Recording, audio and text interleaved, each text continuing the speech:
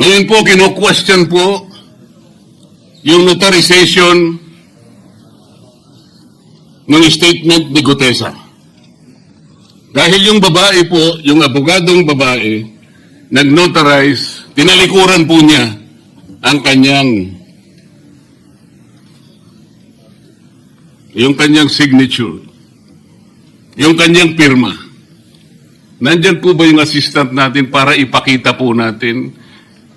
Ayan po yung huling bahagi ng dokumentong ninotaryo doon sa opisina ng abogadang babae na ngayon ay tinatalikuran niya ang kanyang pirma. Doon sa right side po, ayan po yung ninotaryo sa dokumento ni Gutesa. Yung kaliwa po ay iba pong dokumento. Tingnan po ninyo yung pagkakahawig.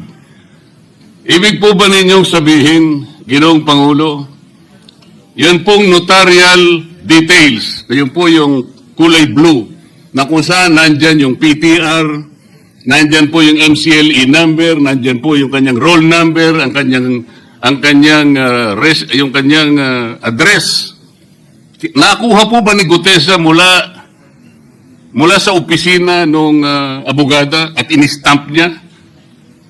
Pagkatapos po yung detalye na nasa bandang kaliwa na kung saan makikita nyo document number, page number, book number, series of 2025. Makukuha po ba ni Gutesa mula sa libro, mula sa notarial register ng abogado?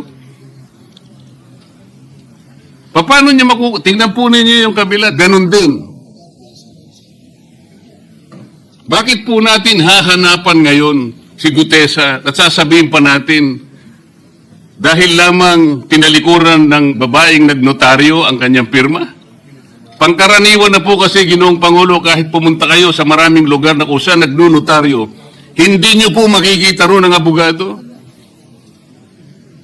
Iabot nyo lang sa kanyang papel ninyo, pagkatapos isosoli nyo sa iyo, pagkatapos nyo magbayad. Itatanong po ba ni Ginoong Gutesa, bago siya umalis, tatanungin po ba niya doon sa babaeng kausap niya kung sino man yun, Madam, kayo po bang may pirma nito? Wala pong ganun eh. Ngayon, kung tatalikuran po ng abogado na yun ang kanyang pirma, ako na po mismo ang magdidirect ng prosecution sa kanya para ma-disbar siya. Sapagkat ginagamit po niya yung opisina na yun. Pakita po ba natin, pwede po natin ipakita yung opisina, yung kanya, ayan po yung kanyang lugar.